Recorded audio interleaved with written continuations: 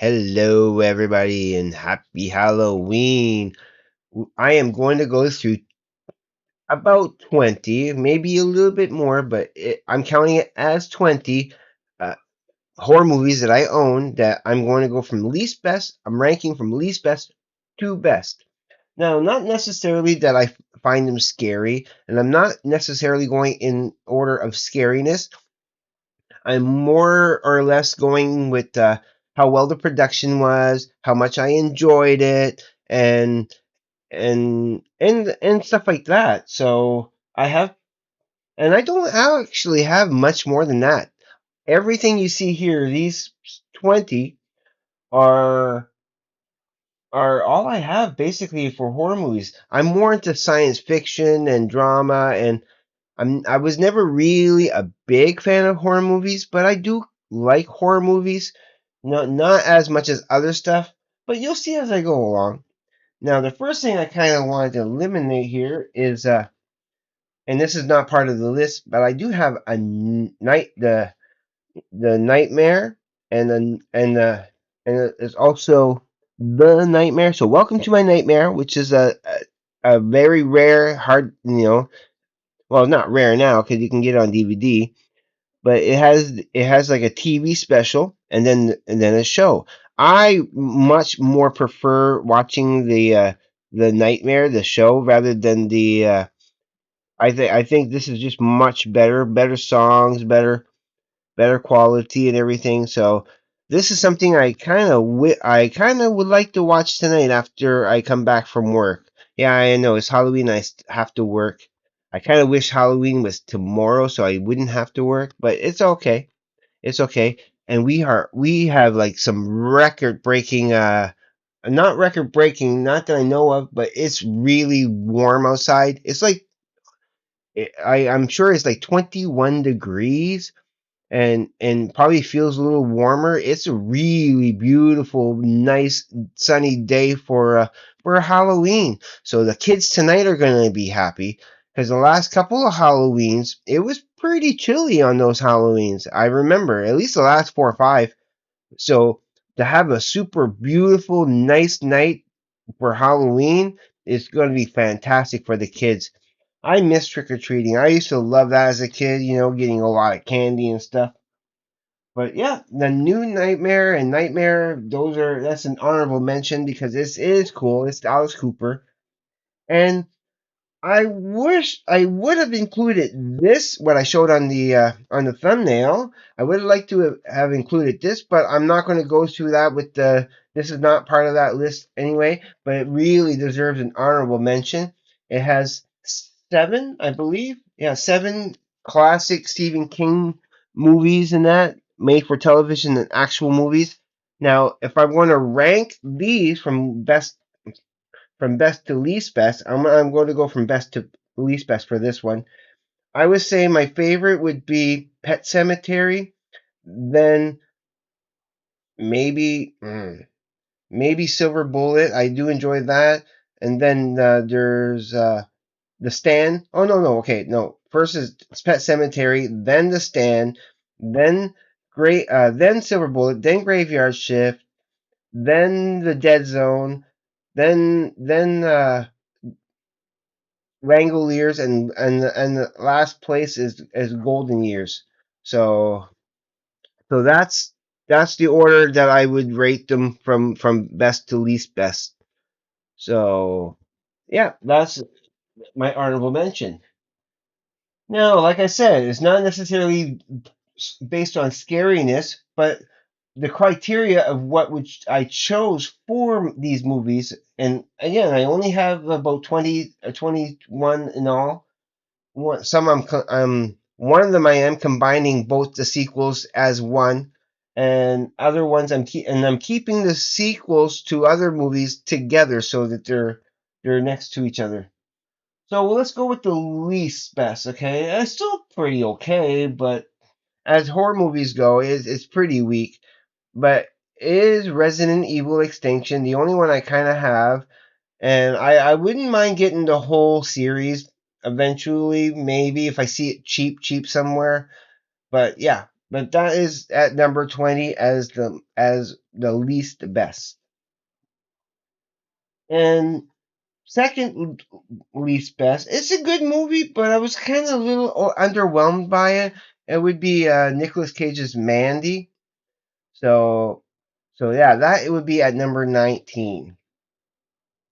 At number 18, I would have to say Johnny Depp as is Sweeney Todd, the Demon Barber of Fleet Street. And why I think it's cool, and it is a little bit better than the other two, and but it's a musical. They do a lot of singing in this, so that's why this is at number 18. At number 7, no, this is number, okay, 20, 19, 18, yeah, okay, 17 is World War Z with Brad Pitt. I think it's cool, but I wanted to see I wanted to see the zombies a little bit more clearly. I mean, they got them really fast running. They should have slowed down the running just a little bit so you can see more detail in the gore and the sheer terror of it. I mean, the acting is great. I mean, Brad Pitt is awesome, but it kind of lacklusters a little bit in quality for me. So that's why this is at number 17. At number 16, yeah, yeah, I'm on track. At number 16 is John Carpenter's They Live. Pretty cool. I mean, I like this movie. It's pretty high ranked up there. But as a horror movie goes, it's John Carpenter, so it is I consider it a horror movie. And I do enjoy it, but I don't think it's scary enough to be considered a true horror movie in some ways. It's more, I think, I see it more, a little bit more of a science fiction movie, but it does count because it does have some somewhat scary elements. But I do consider that more, and that's why it's a little bit lower in the ranking as number 16 because I don't consider it as much of a horror movie. At number 15, and this is better than I would. I don't mind this, okay, and I like the tagline for it. That it's a, well, not tagline, but it's called Night of the Lone Wolf. It's a werewolf movie, and it says Gran Torino meets Silver Bullet, and I think it's pretty decent for what it is. I mean, it is a little bit more, more horror movie-ish, and I do kind of enjoy this. Is it? I would probably consider it maybe a guilty pleasure because I know some people probably would pass that over, but it is actually pretty cool, and I don't mind that at all. Now, this is kind of low on the list, but it could have been higher, and I'm at what now? That's 11, 12, 13. Okay, this is at number 14, and I'm adding both of them together. Ghostbusters. It's not that scary at all for me. I do like them. I mean, they're pretty good movies, and but it's more of a comedy and than it is a actual horror movie. I mean, this is pretty. I think this is pretty safe for kids and everything. And I have a really cool box set here. I mean, it has a lot of cool special features, and even I'll show you this. It even has a little cool little book to it that has a lot of production notes and stuff in there. I mean, it is actually really a nice set. So, and I barely ever look at this because I want to keep it in decent condition, and so on and so forth. But it has such cool little things in there. I really do like it. So that's why this is at 14. Let's slip that back in there. Yeah, it's a pretty cool little set. At number 13, and yeah, actually is pretty decent, is Annabelle Comes Home. You know what? No, no, no. I'm actually switching these around. This is going to go behind Ghostbusters. This is going to be up to 13, and I'm changing my mind. This is going to be 14. This is going to be 13. Yep, yep. That's how that goes. So, because it is pretty creepy. That is a pretty creepy doll. I wouldn't mind getting the other ones because I think they are better. I'm not sure how I got that one. I didn't, and I don't think I bought that. I think it was just someone had lent it to me and they never asked for it back, and I ended up I guess keeping it. But if they ever want it back, I will give it back to them. So that's why I own that. But it is pretty cool. At number 12 is the Stephen King's 1408. It's cool little thriller, but it's not as good as the other ones coming after it.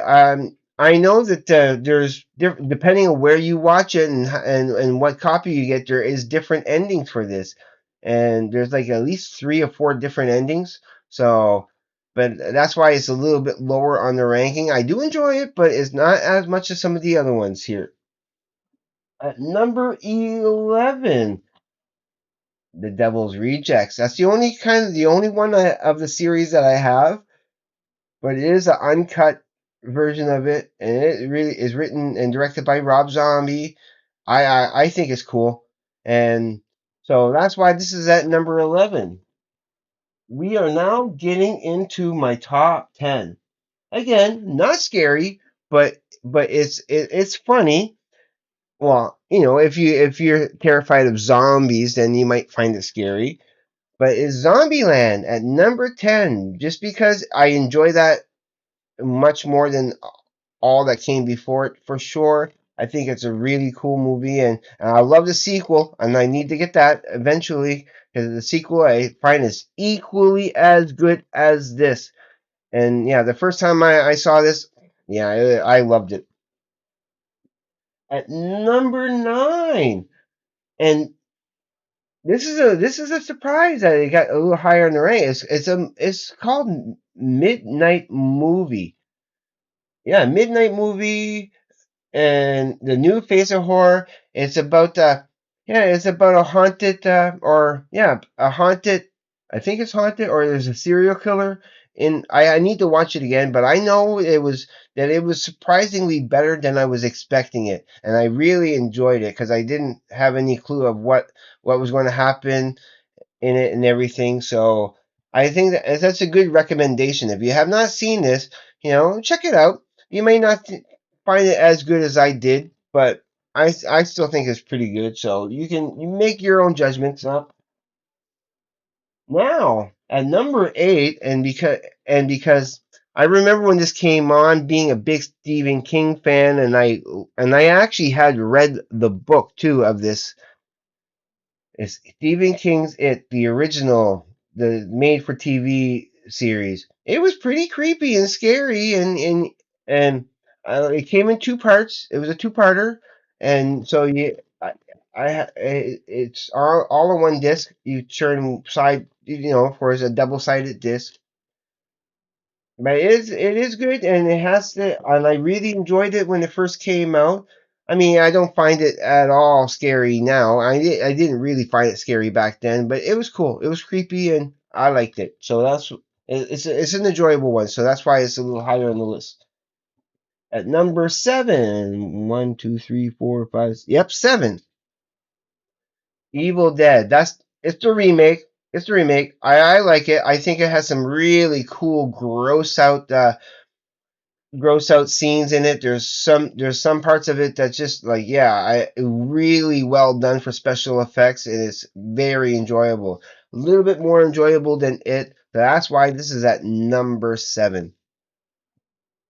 At number 6, yeah, and I'm going to include number 6 and number 5 together, okay? And this would be number 6, and this would be number 5, because this was pretty scary when I was a kid. I think I watched that a little, you know at the right age. It did scare me, and it was terrifying, and you didn't know where it was going. And seeing the girls, the twins in the hallway, that's pretty crazy.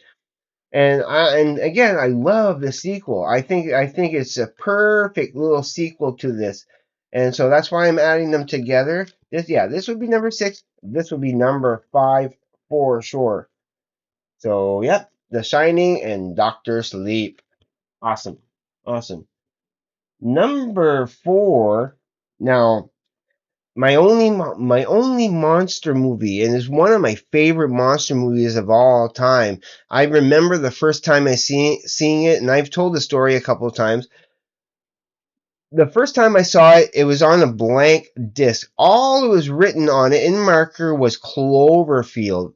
I asked my roommate up in Montreal at the time, "What is this?" He goes, "Oh, it's a disaster." That's all he told me. It's a disaster movie. You're gonna love it. And then when you first put it on, it's like, okay, found footage, and you think you're watching the wrong kind of movie. It's like, what is this? Found footage, and you're just waiting for that shoe to drop and that first explosion, and then yeah, it's Cloverfield. And that's what I'm talking about. It's Cloverfield. That's all I said on the cover, and I had to buy it. This is why this is at number 4. I was on the edge of my seat. I did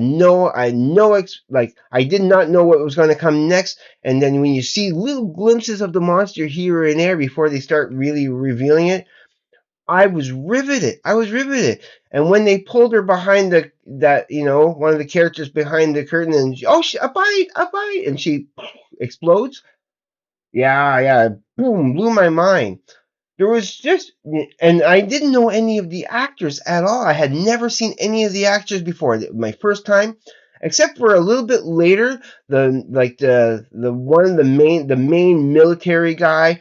I recognized him from other movies. He was, and that was the only part that broke me out of the trance of the movie. But until that point, though, I was on the edge of my seat. It looked real. It felt real. It felt like I was actually watching a found footage tape, and like spectacular, well done. Yeah, it's in my top. I think it might be in my top 5, 6 favorite movies in some ways. I don't know. I love it. I love it. I think as horror movies go, it is one of yeah. It's number 4 because the what's in number 3, 2, 1 are some movies that I really enjoyed. And for the next one, I actually watched the sequel, prequel, remake, whatever you want to call it, first, and right back to back. So I saw it in the proper order of chronological of how it would. Like I didn't know it was going to be like that. Because when I watched the sequel, the second one, I think 2011, it blew. Yeah, yeah, yeah. I'm talking about the thing, and I need to get the other one. I do need to get the sequel, prequel, and that. But the practical effects are some of the greatest, and probably still one of the best horror movies out there in many many respects. I watched a few movie reaction videos about this, and it really makes people jump and squirm and so this is yeah. I just love that I watched them in chronological order, not in production order of this, because this was made first, and it blew my mind. And it's like, and then like, what I'm like, yeah, it was a great experience. I watched them right back to back, one after the other. So that's why that is at number 3. Now, number 1 and 2, okay, are again there. You can consider this one movie all because they had to split it up in two because it's so long. The second one is 3 hours long, but I love them. Again, not necessarily because that they're scary, although it made me jump. Like I saw the first one in theaters, and that scene where Pennywise is coming out of the screen, and I like that cover. Look at the eye. Look at the eye. I love that. I love that. And of course and I really can't say which one I like better. I think I might like this one a little bit better. This might be like number 1, and this might be number 2, but by a small margin. I love the production. I love the creepiness of it. I love how they just keep it ramping. Like there's scare after scare after scare after scare, especially with number 2. Like, and again, I've been watching some reaction videos of these, and it really, especially Cassie on Popcorn in Bed. It's one of my favorite reaction channels that I watch. It's like probably the top because I like that she's actually starting to go out of her comfort zone. And yeah, she cowered a lot. There's things about this movie she couldn't even watch. She was like, oh, I can't watch that. But these I love these. I think they're well done, and and yeah, these are my favorite horror movies that I own. I need to get the original trilogy of Evil Dead for sure. I need to get those because especially that first Evil Dead, it creeped me out. I was kind of scared a little bit of that movie for quite a while, and unnecessarily so because I watched it again. I actually watched it a couple about maybe a year ago or so, and it's like, why did I find that scary? Why did I find that so scary? It was the girl with the pencil in her ankle. For some reason, when she came up and I saw that weird look, that creepy look on her face, I imagined it in my mind much worse than it was actually was. So I had this image in my mind of how I had not wanted to see it again. But I was like, no, I will be brave and I will try to watch it again. And like, how in the world did I find that scary? So, but these are so great, awesome. I love them. All right, so those are the 20 horror movies that I own. I swear I don't have any more than that, but I do want to get many more. Please let me know down in the comments below what your favorite horror movies are. And as a special bonus, I'm going to pin it down to the comment sections. There's a song, okay, by it's a pretty obscure Halloween song. I think it's probably my favorite Halloween song of all time. It's really obscure. You have to know who. They're connected to the Insane Clown Posse, but it's not rap. It is kind of rapish, but it's really heavy and it's really yeah, I don't know if you're going to be able to find it on Spotify or anything, but I will leave the YouTube video down in the comments below so you can check that out. It is a little bit of a scary video, so be warned. Enter at your own risk. But I think you're going to love it. It was something I was going to give to Larry Graves if he was going to do a bonus show, a Halloween bonus show, but he didn't end up doing that. So I want to share with all you out there so you can have a cool Halloween. And so I'm going to let you go and happy Halloween, everybody. And if you do consider subscribing to my channel, if you haven't already, I will love you forever and greatly appreciate it. And yeah, as always, just please be safe. Take care. Hit the thumbs up. Of course, like the video. And yeah, everybody have a great day, evening, morning, night, afternoon, wherever you may be. Peace and happy Halloween.